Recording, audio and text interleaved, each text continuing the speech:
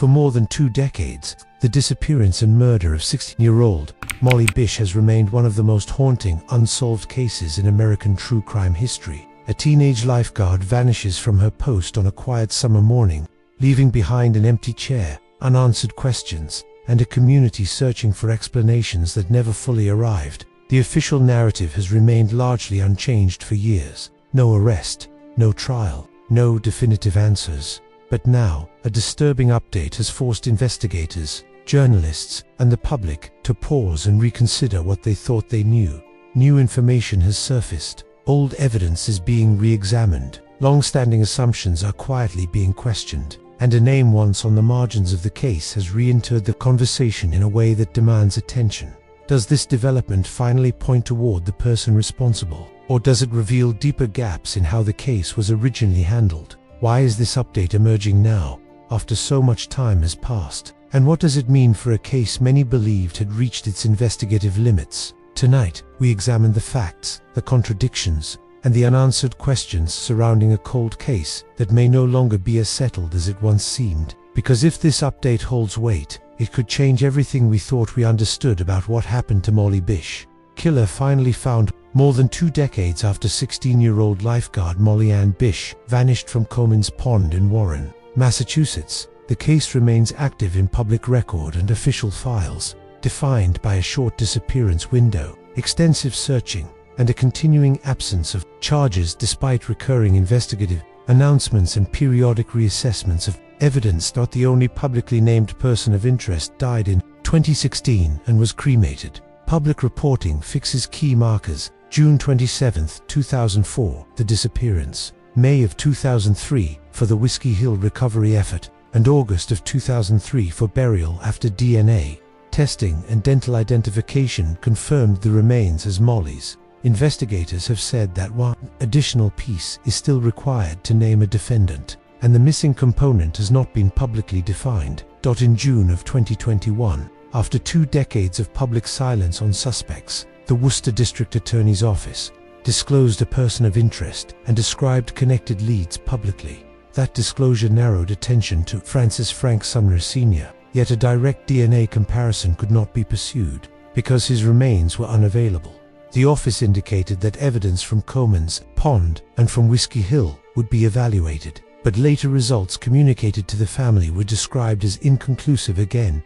In March of 2025, Detective Chelsea Safford took over the investigation and began reorganizing more than 80 boxes of files while tracking thousands of tips. Her initial tasks, as described in public reporting, included organizing more than 80 boxes of accumulated files, separating confirmed dates and locations from later narrative overlays, and rechecking whether prior tips were closed with documented action or left unresolved in the archive. The earlier record reflects scene processing practices intended to preserve options for later testing. Investigators described collecting and documenting items found in and around Comins Pond, including discarded cigarettes and other trash, while acknowledging that an outdoor public scene can yield mixed source traces and degraded samples. The record further shows that witnessed information about a white car and a smoking man produced sketches and a sustained investigative theory regarding planning and transport, yet the individual in the car was not identified and the sketches generated volume rather than verification.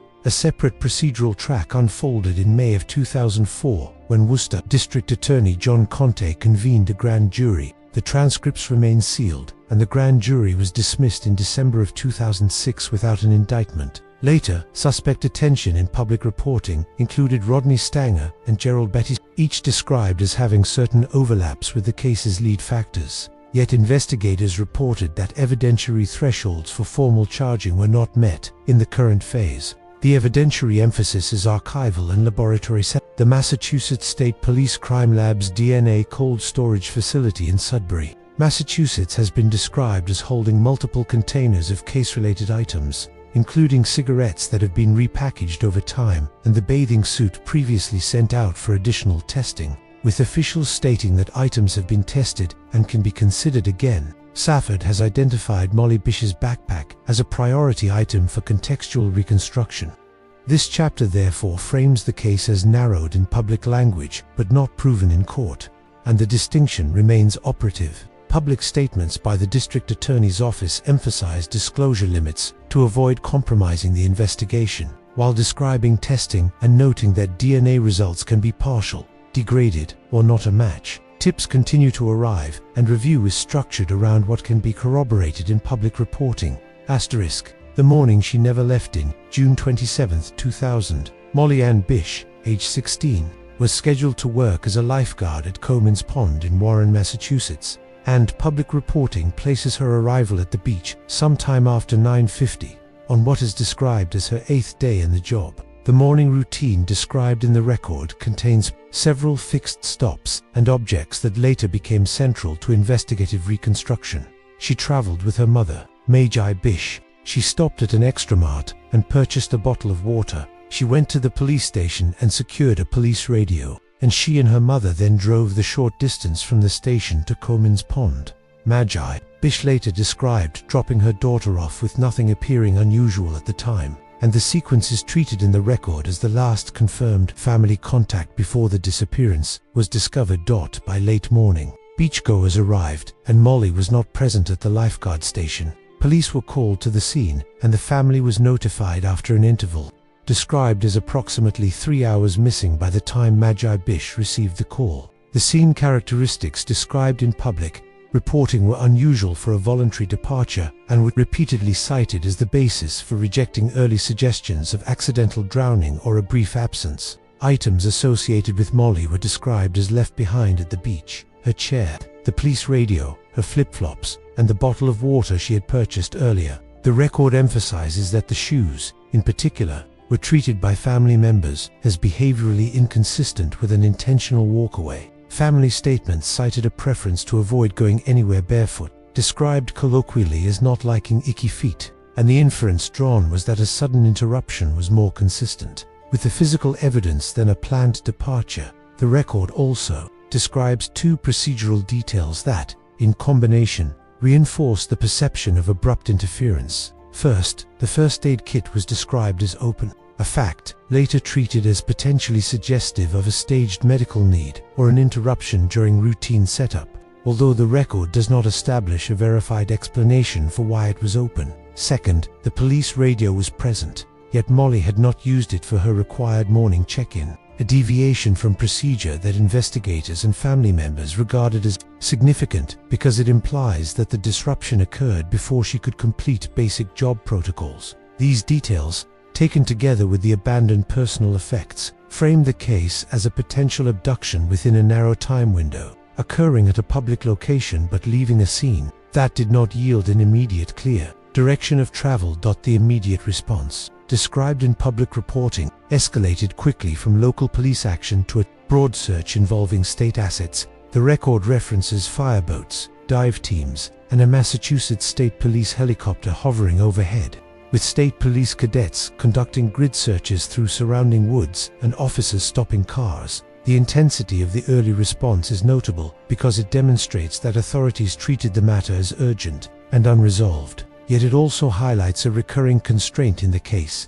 An outdoor public site can be heavily trafficked and environmentally exposed, limiting the durability of trace evidence and complicating efforts to identify a single, unique path of movement. In the initial investigative phase, detectives examined close contacts, including family members, friends, and Molly's boyfriend, Stephen Lucas, and public reporting noted observations about injuries on him that generated early scrutiny. The family did not believe he was involved, and later reporting indicates he was eventually cleared as a person of interest. Within 24 hours, investigators also began looking at known sex offenders in the area, consistent with an abduction risk assessment rather than an accident hypothesis. By the end of the first day, the timeline remained anchored by the after 9:50 arrival estimate, the 3-hour missing interval before family notification, and the objects left behind at the lifeguard station. A cluster of facts that continued to shape every subsequent reconstruction of the morning she never left. Evidence left to Clithic Ponds seen on June 27, 2000, presented investigators with a paradox that would recur throughout the Molly Bish investigation. Numerous items were present and collected, yet none produced a publicly disclosed forensic linkage sufficient to identify an offender. According to public reporting, Massachusetts State Police treated the area as a potential crime scene once it became clear that Molly Bish had not simply walked away, and investigators documented and collected items that were not naturally present at the beach. These included personal effects left at the lifeguard station and discarded materials found in and around the pond area, such as cigarettes and trash, which were identified as potential evidence. The approach reflected standard practice in an outdoor setting where direct signs of struggle may be absent, and where trace material can be transient. Despite the volume of material identified, the scene was described as lacking overt indications of violence or forced removal. The chair was upright. The police radio remained unused but undisturbed, and there were no reported signs of a struggle at the lifeguard station. This absence of visible disruption contributed to early uncertainty about what had occurred, even as the behavioral context suggested that Molly Bish did not leave voluntarily. In such circumstances, the probative value of collected items depends heavily on the quality and specificity of any biological or trace evidence they contain. The record does not disclose early laboratory outcomes for the cigarette or trash items, but later statements by investigators emphasize that DNA testing in 2000 was in its early stages and that samples collected in public outdoor environments can be mixed, degraded, or insufficient for a unique match. A further complication arose from the nature of Comins Pond as a public recreation area. The site was accessible to residents, visitors, and passers-by, and the presence of unrelated individuals before and after the disappearance increased the risk that trace material collected would reflect multiple contributors. Investigators acknowledged this indirectly by noting that anything not present by nature or by God was identified as potential evidence, a phrasing that underscores the challenge of separating relevant material from background noise. Standard forensic caveats apply in such contexts. Cigarette butts, bottles, and similar items can carry DNA from casual handlers. Environmental exposure can reduce sample integrity, and later handling and repackaging can introduce contamination risks if not meticulously documented. The record also includes reference to search dogs that followed Molly Bish's scent from the pond toward a nearby cemetery. While such canine tracking can be a valuable investigative tool, it is not, by itself, a unique identifier. Dog alerts require corroboration because scent trails can be influenced by wind,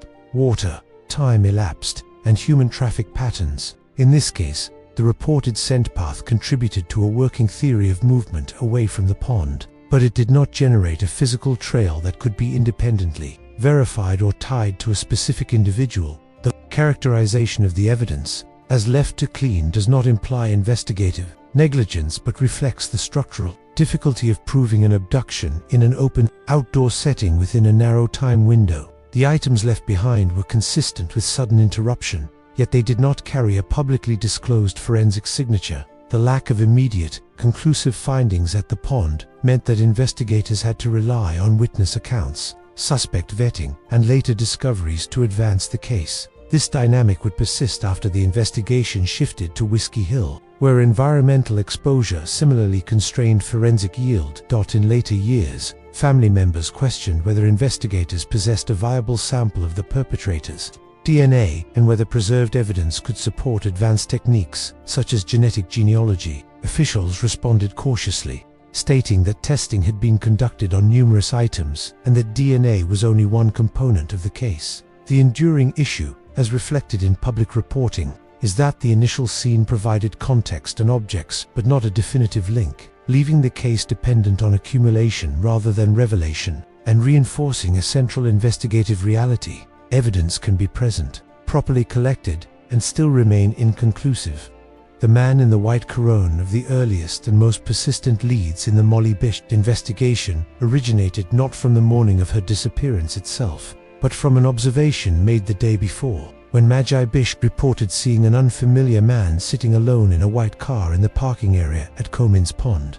According to public reporting, this encounter occurred on June 26, 2000. As Magi Bish arrived to drop Molly off for work, the man was described as smoking a cigarette and remaining in his vehicle, and Magi Bish later stated that his presence caused her concern. She waited approximately 20 minutes before he left, an interval that was later treated by investigators as significant because it suggested loitering rather than routine park use.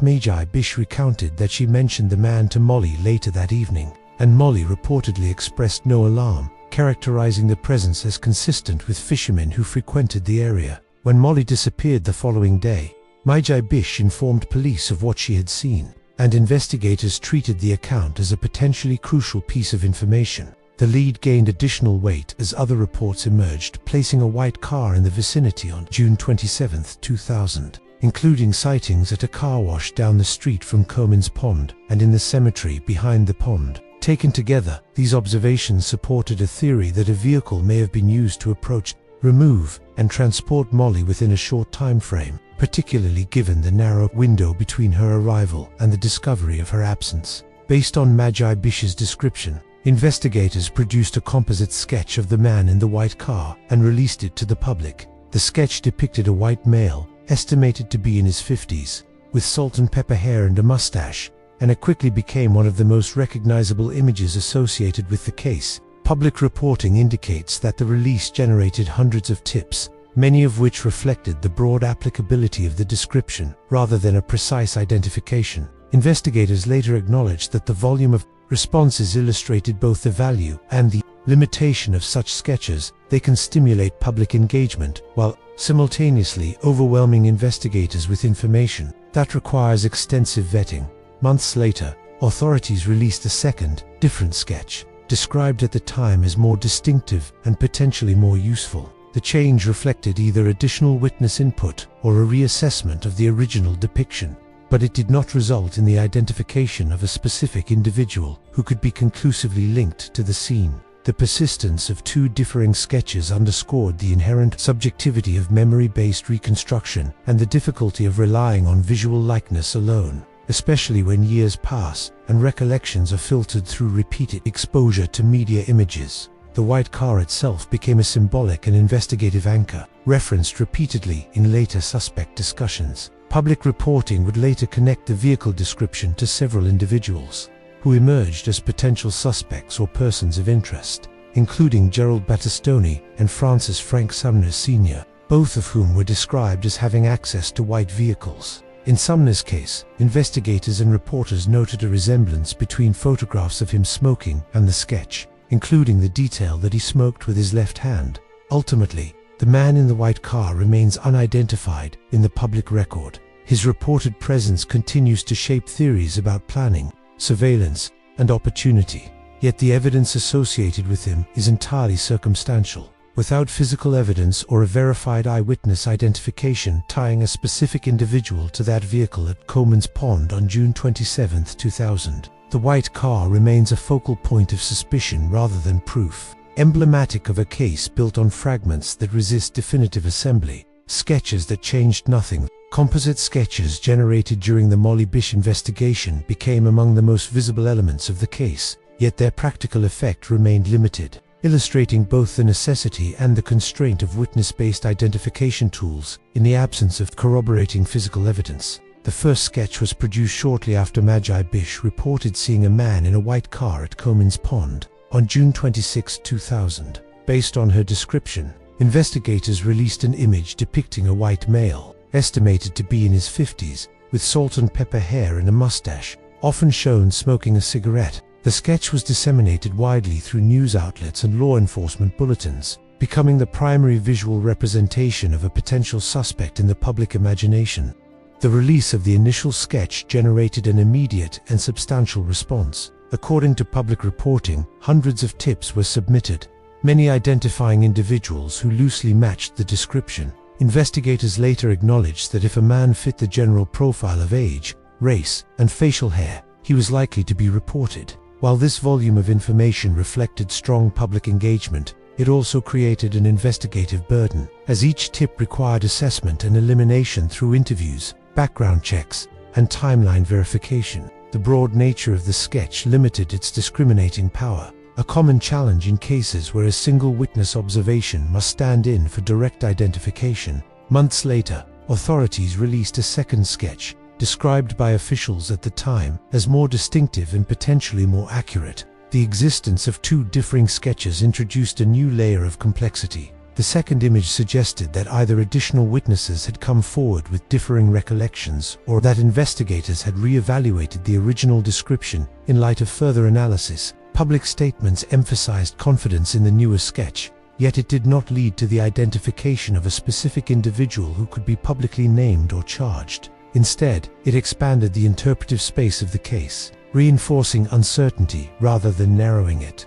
From an evidentiary standpoint, sketches are inherently associative rather than conclusive. They can direct attention and organize investigative resources, but they do not establish identity without corroboration.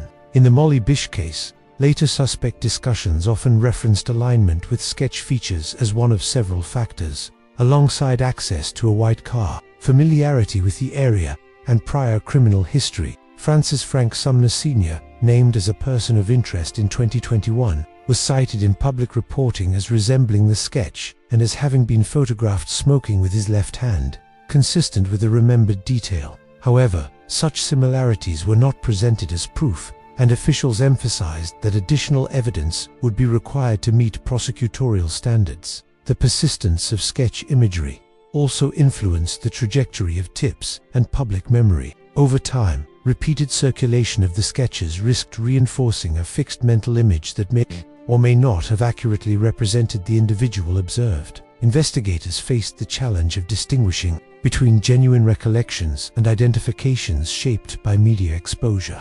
Ultimately, the sketches did not change the outcome of the investigation in a decisive way. They neither produced a verified identification of the man in the white car, nor yielded evidence that could withstand legal scrutiny. Instead, they functioned as a persistent reminder of an unanswered question, illustrating how visual tools can sustain attention without delivering resolution. In the absence of physical evidence or reliable eyewitness confirmation, the sketches remained illustrative rather than determinative, contributing to a narrative of possibility without providing the certainty required to advance the case to prosecution.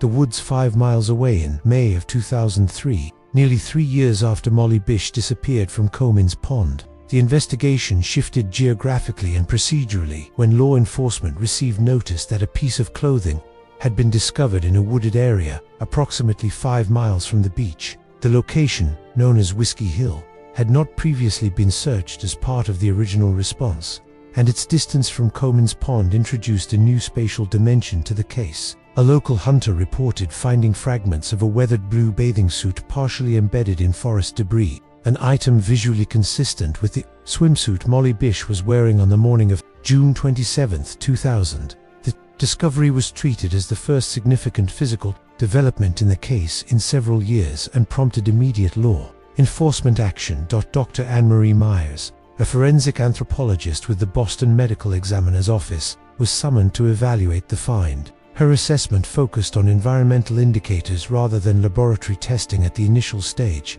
The bathing suit was observed to be covered by accumulated deadfall and leaf litter, with plant roots growing through the fabric. Based on those observations, Dr. Myers estimated that the item had likely been exposed at the site for approximately 3 years. This estimate aligned with the time elapsed since Molly Bish's disappearance and supported the inference that the location may have been associated with the crime rather than with later, unrelated activity. While such environmental dating is not precise, it is a recognized method for approximating duration of exposure in outdoor forensic contexts.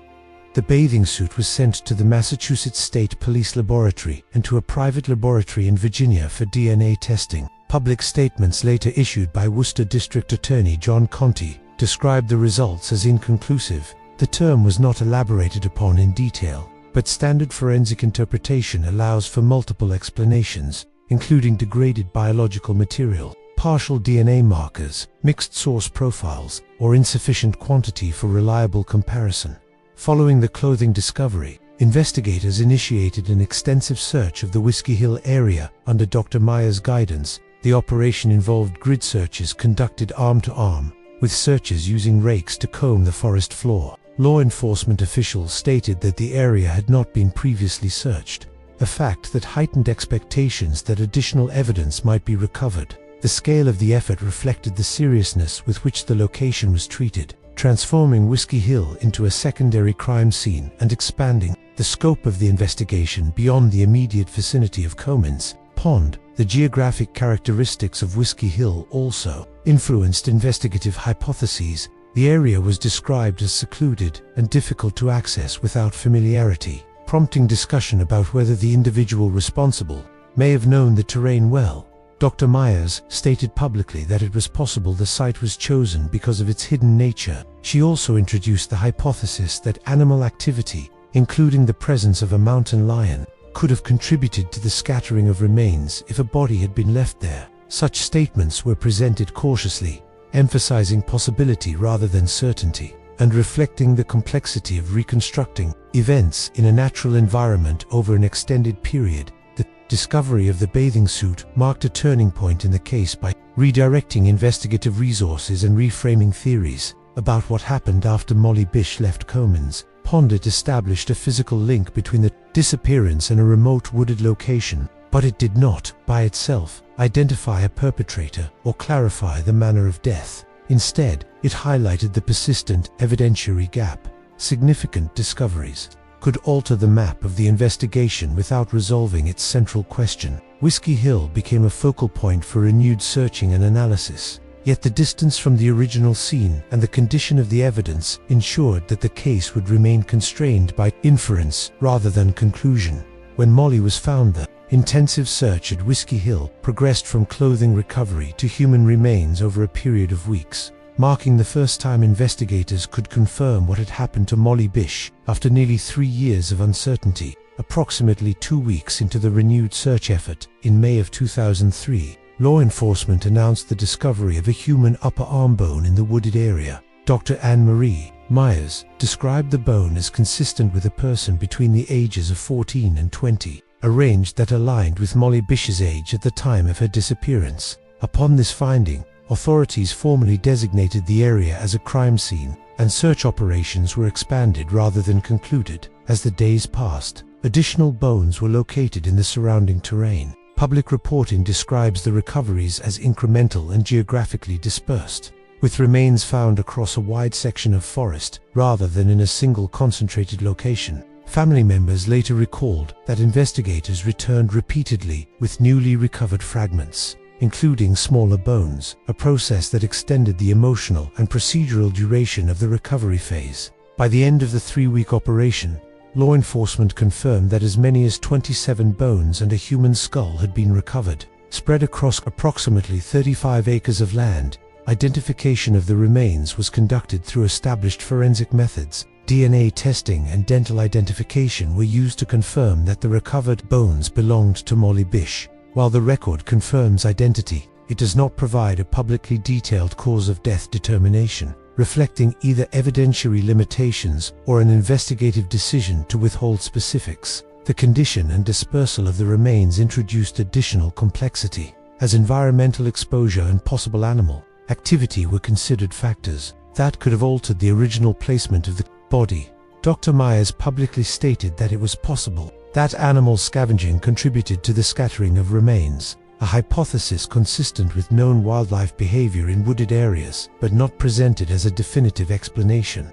The confirmation that the remains were Molly Bish's brought a measure of factual closure to the disappearance, but simultaneously intensified the unresolved nature of the homicide investigation. For nearly 3 years, the family and investigators had operated without certainty as to whether Molly was alive, injured, or deceased. The recovery ended that uncertainty while creating a new evidentiary challenge, determining how, when, and by whom she was killed, based on remains that had been exposed to environmental conditions for an extended period. The absence of a concentrated burial site or intact remains limited the ability to reconstruct events through trauma analysis or scene-specific forensic indicators. 2 months after the recovery of the remains, in August of 2003, Molly Bish was laid to rest on what would have been her 20th birthday. The burial marked the conclusion of the search phase, but not the investigation itself. Law enforcement statements at the time emphasized that while the physical search for Molly had ended,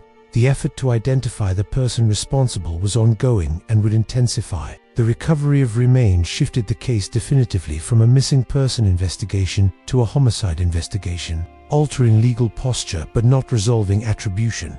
The Whiskey Hill findings reframed the investigative landscape by establishing a second, remote location associated with the crime. The distance from Comins Pond suggested transportation and planning, while the hidden nature of the area implied familiarity with the terrain. Yet the evidentiary yield remained constrained. The remains confirmed death and location but did not, in the public record, produce trace evidence that could be uniquely linked to a specific individual. As a result, the moment when Molly was found became both an answer and a boundary. It resolved the question of where she was, while reinforcing how much about her death remained undetermined. Years of suspects. No arresting the years following the recovery of Molly Bish's remains. The investigation entered a prolonged phase characterized by shifting suspect focus, repeated evaluation of tips, and procedural actions that did not culminate in criminal charges. Public reporting indicates that investigators initially revisited individuals who had been scrutinized in the earliest days of the case, including those within Molly Bish's social circle. Stephen Lucas, her boyfriend at the time, drew early attention after police noted visible injuries, including a fat lip and scratches. These observations prompted questioning, but the Bish family consistently rejected the suggestion of his involvement, and later reporting confirms that he was ultimately cleared as a person of interest. This early scrutiny underscored a standard investigative approach, eliminating those with proximity before expanding outward. Parallel to this process, law enforcement conducted reviews of registered sex offenders living in or near Warren, Massachusetts. Officials publicly stated that dozens of individuals were examined, reflecting concern that the disappearance involved an opportunistic abduction. Despite the breadth of this review, no arrests followed, and the investigation remained open. The absence of a suspect with both opportunity and corroborated evidence led prosecutors to pursue a more formal evidentiary strategy. In May of 2004, when Worcester District Attorney John Conte convened a grand jury, the move signaled an attempt to preserve testimony under oath and to reconcile conflicting accounts that had emerged in the investigation's early phase. The grand jury proceedings extended for approximately 2 years. Family members testified, and public reporting later indicated that questioning appeared to focus heavily on Molly Bish's friends, particularly regarding their whereabouts and activities on the morning of June 27, 2000. Investigators had learned that several friends gathered at Stephen Lucas' residence that morning and provided accounts that were not fully consistent. The transcripts of the proceedings remain sealed, and the record does not disclose which witnesses were called or what evidence was presented. In December of 2006, the grand jury was dismissed without returning an indictment, a development that effectively closed that procedural avenue without resolving the case. After the dismissal, investigative leadership changed. John Conte retired, and Joe Early Jr. assumed the role of Worcester District Attorney. Early later explained that the grand jury had been used as an investigative tool rather than as a prelude to imminent charges, emphasizing the value of sworn testimony even when an indictment is not forthcoming. Nevertheless, the absence of charges reinforced the case's unresolved status and extended the period during which multiple individuals would be examined without formal accusation.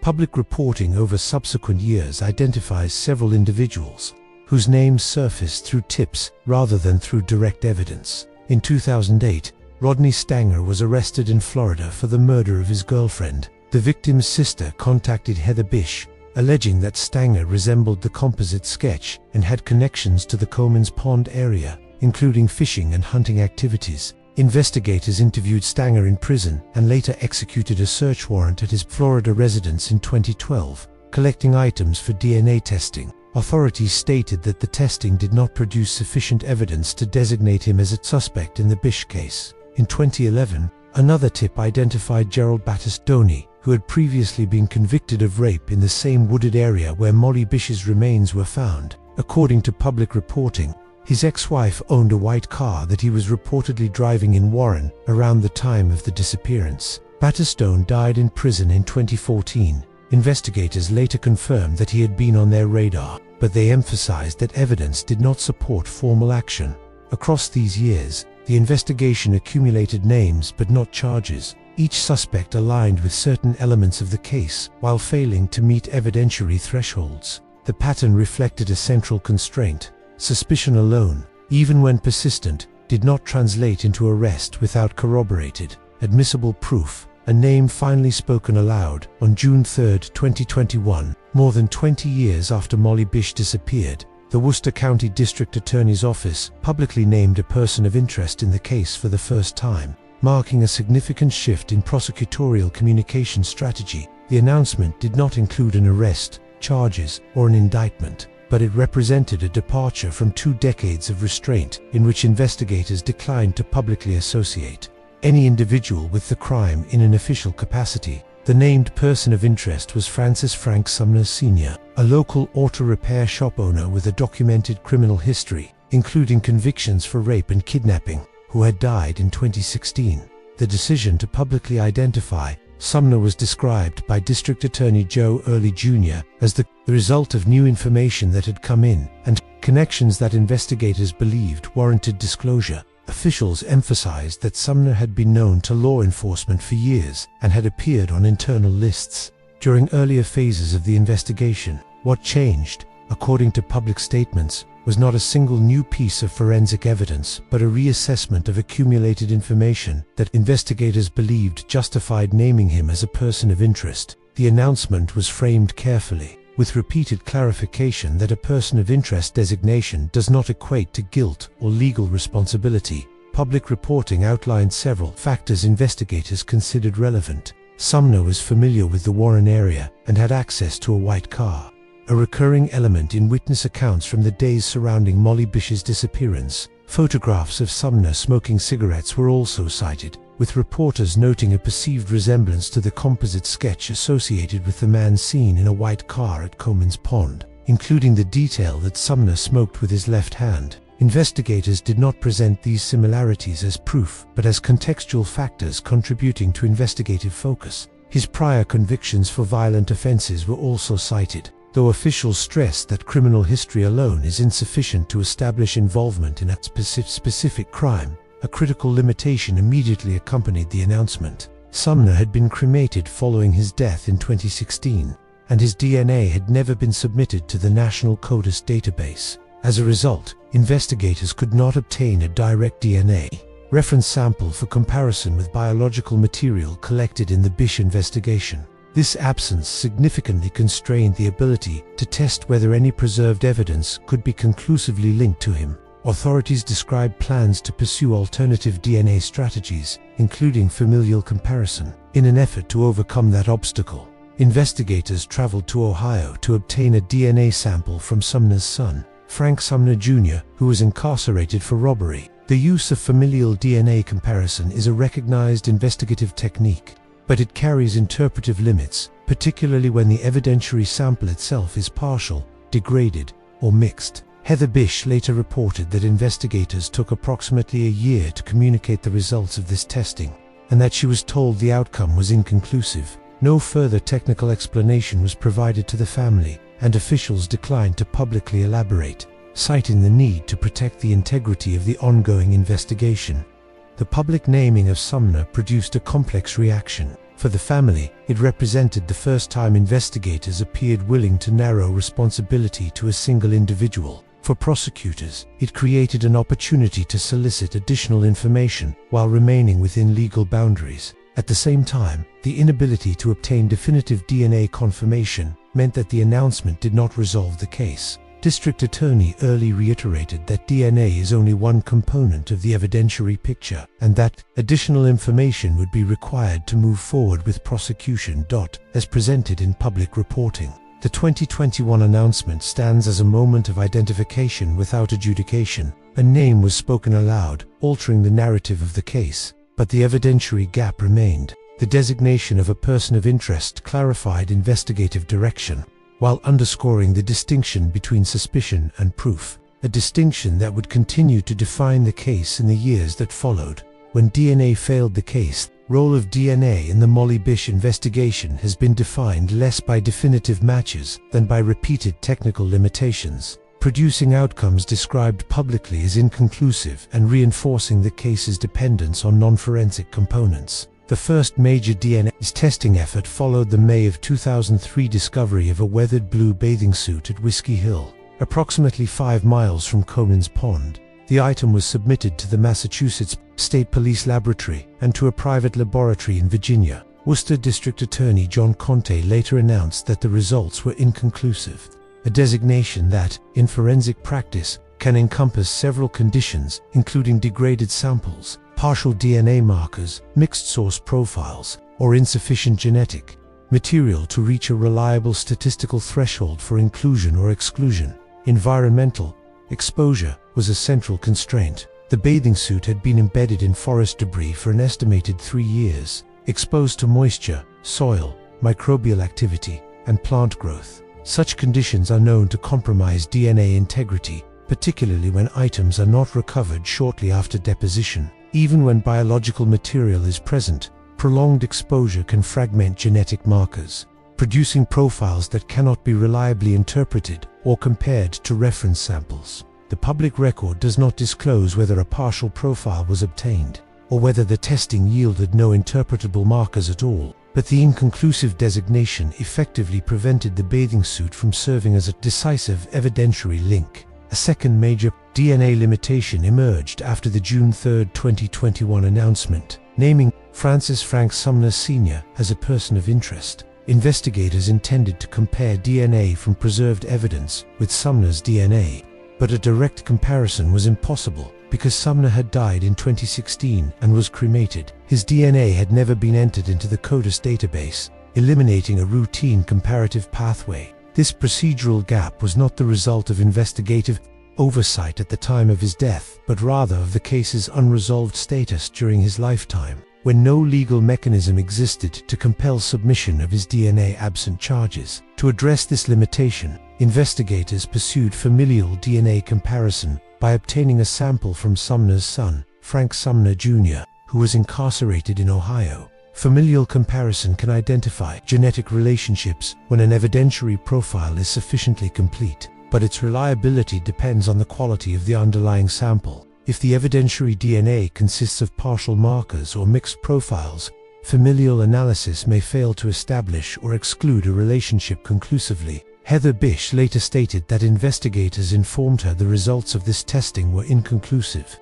Officials did not publicly clarify whether the outcome reflected partial alignment, absence of sufficient markers, or inability to reach statistical confidence. The broader evidentiary context includes additional items collected and preserved from Comins Pond and Whiskey Hill, including discarded cigarettes and other materials stored at the Massachusetts State Police Crime Lab's cold storage facility in Sudbury, Massachusetts. Public reporting indicates that many items have been tested over the years and that some have been repackaged, a standard preservation practice that nonetheless requires careful chain of custody documentation. Repackaging and repeated handling can increase contamination risk, particularly when dealing with low-level or mixed DNA samples, and any such risk must be accounted for when interpreting results.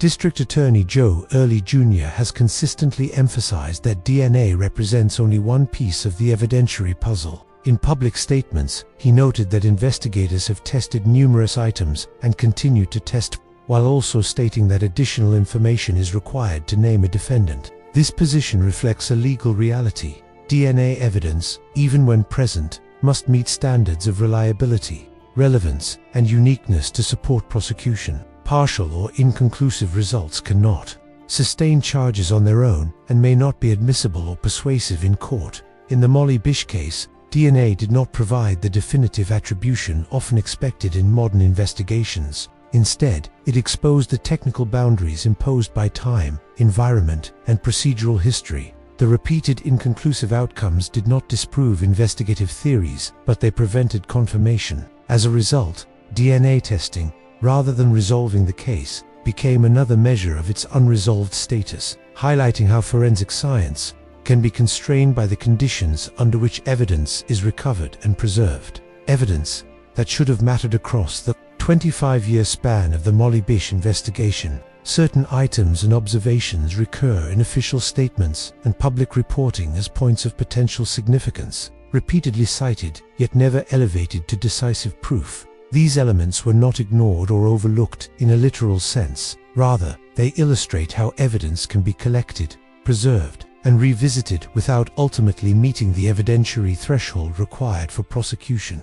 The accumulation of such material shaped investigative direction, while simultaneously exposing the limits of what could be established with certainty. At Comins Pond, the physical context of the disappearance produced a defined set of objects that immediately distinguished the case from a voluntary absence. Molly Bish's lifeguard chair, police radio, flip-flops and bottle of water were all left at the scene. The radio had not been used for the required morning check-in, and the first aid kit was described as open. Together, these details suggested interruption rather than choice, and investigators treated them accordingly. Yet none of these items, individually or collectively, contained publicly disclosed forensic evidence linking a specific person to the scene. The items established circumstance, not identity, and their probative value remained contextual rather than attributional. Investigators also documented discarded cigarettes and other trash in and around the pond area, operating under the principle that anything not naturally present could represent potential evidence. In theory, such items could have carried biological material. In practice, the public nature of the location meant that many unrelated bigoted individuals could have handled them before or after Molly's disappearance. Standard forensic caveats apply. DNA recovered from such objects can be mixed, degraded, or reflective of innocent contact, and without a reliable reference profile, even a partial match cannot establish guilt. Public statements from the district attorney's office indicate that these items were tested and preserved, but no results have been disclosed as conclusive or uniquely identifying. The canine tracking evidence is another example of a lead that mattered investigatively, but not conclusively. Search dogs reportedly followed Molly Bish's scent from Comins Pond toward the nearby cemetery. This finding supported theories about direction of movement and potential vehicle access points. However, dog alerts are not, by themselves, proof. They require corroboration because scent trails can be influenced by time elapsed, environmental conditions, and human traffic. At Whiskey Hill, the recovery of the bathing suit and later the remains marked a critical evidentiary development. The bathing suit's condition supported an inference about duration of exposure, and DNA testing confirmed the identity of the remains, yet neither yielded evidence that could be tied to a specific perpetrator. The DNA results on the bathing suit were described as inconclusive, and the remains themselves, dispersed across 35 acres, did not produce a publicly disclosed cause of death finding or trace evidence uniquely attributable to an individual. Environmental exposure and possible animal activity further complicated interpretation. Later investigative phases revisited these same elements through new lenses. The white car sightings, the sketches, and the preserved evidence were all reassessed as suspects emerged and were eliminated. When Francis Frank Sumner Sr. was named a person of interest, investigators attempted to connect existing evidence to him, but the absence of a direct DNA reference sample prevented confirmation. Familial DNA testing also yielded inconclusive results, leaving the earlier evidence no more decisive than before.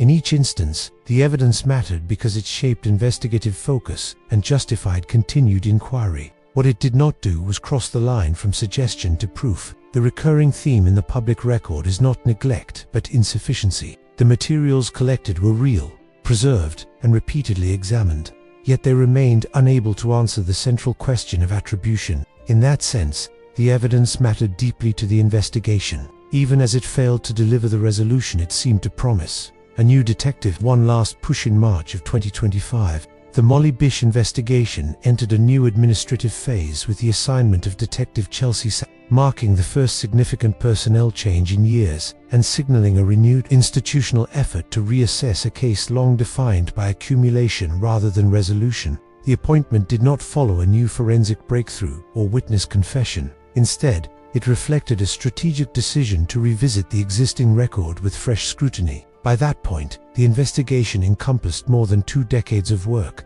thousands of tips, multiple suspect evaluations, and extensive physical evidence preserved without producing an arrest. The mandate placed before the new detective was therefore not to confirm a prevailing theory, but to determine whether unresolved material within the archive could still yield actionable clarity. Public reporting describes the scale of the task as substantial. More than 80 boxes of case files had accumulated over the years, containing reports, interviews, tips, laboratory submissions, and internal memoranda generated across multiple investigative eras. Detective Safford's initial focus was organizational rather than declarative. She began separating primary source material from later narrative overlays, identifying which leads had been fully pursued and which had been closed without documented resolution. This method reflected a standard cold case approach before advancing new theories. The integrity and completeness of prior work must be evaluated. In a case as old as the Bish investigation, such review is critical because investigative assumptions can harden over time, sometimes obscuring overlooked inconsistencies or underdeveloped avenues. The volume of tips alone presented a parallel challenge. Officials stated that nearly 8,000 tips had been received since Molly Bish disappeared, with additional information continuing to arrive regularly. Many tips were generated by media exposure, sketch circulation, and later by social media outreach led by family members. Detective Safford described an effort to re-examine these tips with attention to context rather than volume, assessing whether individuals may have shared information that seemed insignificant at the time but could carry new relevance when placed alongside other data. This strategy acknowledges a recurring reality in long-term investigations. Information that cannot be interpreted at one stage may become meaningful when investigative frameworks change. A central component of the renewed effort involved direct engagement with preserved physical evidence. Detective Safford was shown the Massachusetts State Police Crime Lab's DNA cold storage facility in Sudbury, Massachusetts, where numerous items associated with the Bish case are maintained. Public reporting confirms that these include multiple containers of discarded cigarettes, other materials collected from Comins Pond, and the bathing suit recovered at Whiskey Hill, which had been repackaged and sent out for additional testing over the years. Officials emphasized that evidence had been tested and could be tested again, reflecting both preservation, diligence, and the possibility that advances in forensic methodology might extract information previously unavailable. Among the preserved items, Molly Bish's backpack was identified by Detective Safford as a priority for review. The emphasis was not framed as a claim that the backpack contained decisive forensic material, but rather as part of a victim-centered approach. Understanding what Molly carried, how she organized her belongings, and whether any contextual or trace information remained undocumented, was presented as a means of reconstructing her final movements and interactions. This approach aligns with investigative practices that prioritize victimology when suspect-based avenues have stalled. Throughout this renewed phase, prosecutorial restraint remained evident. The Worcester District Attorney's Office reiterated that DNA is only one component of the case, and that additional evidence is required to name a defendant. At the same time, officials maintained limits on disclosure, citing the need to protect the investigation from compromise. Family members expressed cautious optimism regarding the new detective's commitment while acknowledging long-standing frustration with the pace and opacity of progress. The assignment of a new detective did not alter the fundamental evidentiary constraints of the case. No new suspect was named, no arrest announced, and no forensic result reclassified as conclusive. Instead, the development represented a recalibration of effort, grounded in review, persistence, and the possibility that resolution, if it comes, will emerge not from a single dramatic discovery, but from disciplined reassessment of what has been present all along, identified, but not proven by the time Francis Frank Sumner Sr. was publicly named as a person of interest in June of 2021. The Molly Bish investigation had already accumulated more than 2 decades of unresolved leads, partial alignments, and evidentiary constraints. The designation marked a narrowing of investigative focus rather than a conclusion, and the distinction between identification and proof became central to how the case was thereafter described by prosecutors and investigators. In formal legal terms, a person of interest is neither a suspect charged with a crime nor a defendant facing prosecution. It is an investigative classification that signals relevance without asserting culpability. That distinction was repeatedly emphasized in official statements following the announcement. Public reporting outlined why Sumner drew renewed attention. He was a local auto repair shop owner with an extensive criminal record that included convictions for rape and kidnapping, offenses that established a documented capacity for violence. Investigators stated that he was familiar with the Warren area and had access to a white car, a recurring element in witness accounts surrounding Molly Bish's disappearance. Photographs of Sumner smoking were also cited, with observers noting a resemblance to the composite sketch derived from Magi Bish's description, including the detail that Sumner smoked with his left hand. These factors were presented collectively as reasons for investigative interest, not as independent proof of involvement. The limitations of this alignment were evident from the outset. Sumner had died in 2016, 5 years before he was publicly named, and his remains had been cremated. His DNA had never been submitted to the National Coders database, and investigators therefore lacked a direct reference sample against which preserved evidence could be compared. This absence created a structural barrier that could not be remedied through standard forensic means. Without a direct DNA comparison, any biological material recovered from Comins Pond or Whiskey Hill could not be conclusively attributed to him. Regardless of circumstantial consistency, investigators attempted to address this gap through familial DNA analysis by obtaining a sample from Sumner's son. Familial comparison can indicate potential biological relationships when an evidentiary profile is sufficiently complete, but it is inherently limited when the underlying sample is partial, degraded, or mixed. The results of that testing were later described to the family as inconclusive. No public explanation was provided regarding whether the outcome reflected partial overlap, insufficient markers, or an inability to reach statistical confidence beyond DNA. The remaining evidence associated with Sumner remained circumstantial. Access to a white car is not unique. Resemblance to a sketch is not identification. And criminal history does not establish commission of a specific offense. Prosecutors underscored this point by reiterating that additional evidence would be required to name a defendant. The district attorney stated that the case was not solely dependent on DNA, yet also declined to specify what non-DNA evidence might close the gap. Citing the need to protect the integrity of the investigation, the public naming of Sumner altered the narrative of the case without altering its legal status. It focused attention on a single individual, while preserving the presumption of innocence and acknowledging the absence of proof. For the family, the designation represented both progress and frustration. Progress in that investigators appeared willing to articulate a direction, and frustration in that the direction could not be tested through arrest or trial. For investigators, it created an opportunity to solicit additional tips that might corroborate or contradict the theory, while remaining constrained by evidentiary standards. As of the latest reporting referenced, Sumner remains the only person of interest publicly named in the Molly Bish case. He is identified in investigative terms, but not proven in legal ones. The distinction is not semantic, it is foundational. Identification can guide inquiry, but proof is what sustains charges. In this case, that boundary has not been crossed, leaving the investigation positioned between narrowed focus and unresolved accountability. The killer question that remains 25 years after Molly Bish disappeared from Comins Pond. The central question of who killed her remains formally unanswered, not because of investigative inaction, but because the accumulated record has not produced a body of proof capable of sustaining criminal charges. The public timeline is fixed and uncontested in its major points. Molly Bish was last seen on the morning of June 27, 2000. Her remains were recovered in May of 2003 at Whiskey Hill, approximately 5 miles away, and her identity was confirmed through DNA testing and dental records. What remains unsettled is attribution. The record shows sustained investigative activity, yet no evidentiary sequence has crossed the legal threshold required to name a defendant. The unresolved nature of the case is rooted in the convergence of several limitations. The primary crime scene at Comins Pond was a public outdoor location, exposed to environmental conditions and foot traffic that complicated trace preservation.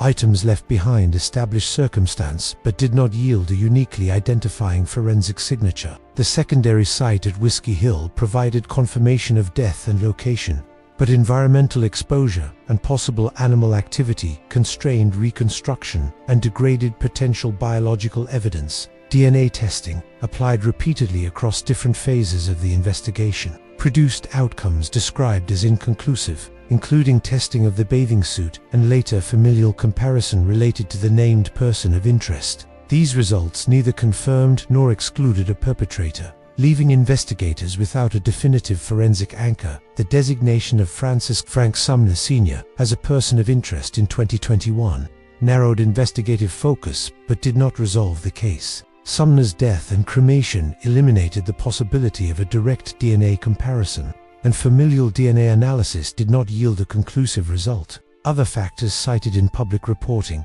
including resemblance to composite sketches, access to a white car, and prior criminal history, remain circumstantial. Each aligns with aspects of the case while falling short of proof. The District Attorney's Office has consistently emphasized that more evidence is required to move forward, underscoring the distinction between investigative suspicion and prosecutable fact. Institutional restraint has shaped the case's public posture. Prosecutors have declined to disclose the precise evidentiary gap, citing the risk of compromising the investigation. This approach preserves investigative integrity but also sustains uncertainty, particularly for the family, who have repeatedly expressed frustration at the absence of clarity. The tension between transparency and strategy is evident throughout the record.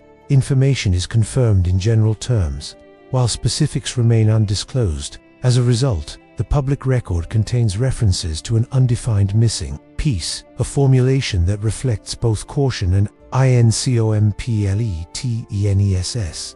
The assignment of a new detective in 2025 and the renewed review of archived evidence represent the most recent attempt to address that gap. The strategy emphasizes reassessment rather than reinvention, grounded in the possibility that overlooked details or advances in forensic methodology could alter prior conclusions. Yet even this renewed effort operates within established constraints. Evidence has aged, witnesses' memories have faded, and key individuals associated with earlier investigative avenues are deceased or unavailable. The killer question that remains is not framed by the absence of suspects or theories, but by the absence of proof sufficient to convert theory into accountability. The record supports a conclusion that investigators possess a narrowed understanding of what likely occurred and who may be responsible. But likelihood is not proof. Without physical evidence that can be conclusively determined to belong to the perpetrator, without corroborated testimony that can withstand adversarial scrutiny, and without a unique forensic match, the case remains unresolved. The investigation continues, but the boundary between suspicion and certainty has not been crossed, and until it is, the question of who killed Molly Bish remains unanswered. The Molly Bish case stands as an example of an investigation shaped by sustained effort, defined timelines and carefully preserved evidence, yet constrained by the absence of a conclusive link between suspicion and proof. Over 25 years, investigators established what happened in broad terms. A teenage lifeguard disappeared from Comins Pond on June 27, 2000, and her remains were recovered in May of 2003 at Whiskey Hill.